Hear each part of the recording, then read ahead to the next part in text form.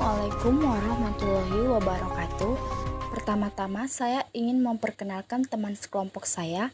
Yang pertama Aryati Padilla Purba, yang kedua Cindy Rahayu, yang ketiga Maria Bancin. Adapun tugas presentasi yang ingin kami sampaikan yaitu tentang ekuitas. Ekuitas didefinisikan sebagai hak residual untuk menunjukkan bahwa ekuitas bukan kewajiban. Ini berarti ekuitas bukan pengorbanan sumber ekonomi masa datang, karena didefinisikan atas dasar aset dan kewajiban. Nilai ekuitas juga bergantung pada bagian aset dan kewajiban diukur. Selanjutnya ada komponen ekuitas pemegang saham. Ekuitas menggambarkan hubungan yudiris antara perseorangan dengan para pemegang saham. Ekuitas pemegang saham terdiri atas dua kelompok penting, yaitu yang pertama modal setoran, yang kedua laba ditahan. Selanjutnya ada tujuan penyajian ekuitas. Adapun tujuan penyajian ekuitas tersebut yaitu yang pertama menyediakan informasi kepada yang berkepentingan tentang efisiensi dan kepengurusan manajemen. Yang kedua, menyediakan informasi tentang riwayat serta prospek investasi pemilik dan pemegang ekuitas lainnya.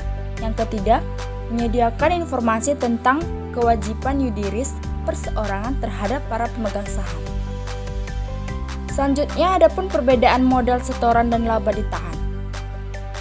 Modal setoran merupakan suatu bentuk kontrak yudiris yang harus dipertahankan keutuhannya.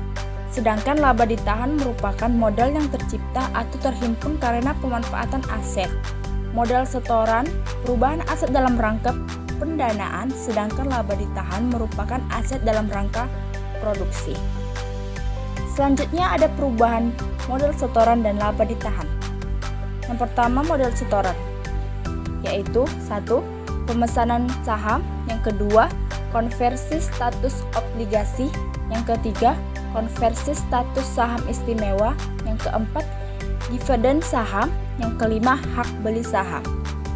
Selanjutnya laba ditahan, yang pertama menyesuaikan periode lalu, yang kedua koreksi kesalahan, yang ketiga pengaruh perubahan akuntansi, yang keempat kuasi atau reorganisasi.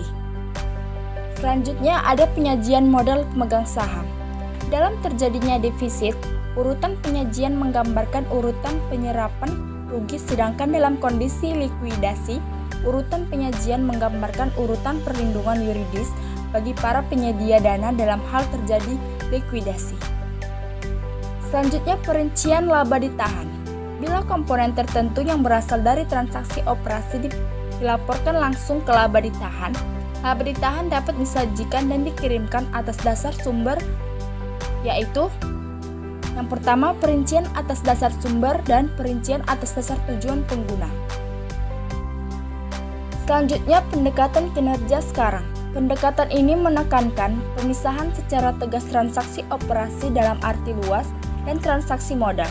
Dengan kata lain, yang diperhitungkan sebagai laba dan disajikan melalui statement laba rugi adalah semua pos akibat transaksi non-pemilik. Pendekatan ini dilandasi oleh konsep dasar kontinuitas usaha yang memandang statement laba rugi merupakan penggalangan aliran operasi atau disebut dengan pendapatan biaya dalam jangka panjang. Pendekatan semua termasuk. Pendekatan ini hanya pemasuk ke dalam sistem laba rugi pos-pos operasi yang dianggap bertalian dengan tahun berjalan dan penggunaan aset atau yang disebut dengan sumber ekonomik untuk mencapai tujuan utama. Pendekatan ini menekankan makna periode sekarang atau berjalannya atau disebut dengan current dan operasi dalam arti sempit. Sekianlah presentasi yang bisa kami sampaikan. Kami ucapkan sekian dan terima kasih. Assalamualaikum warahmatullahi wabarakatuh.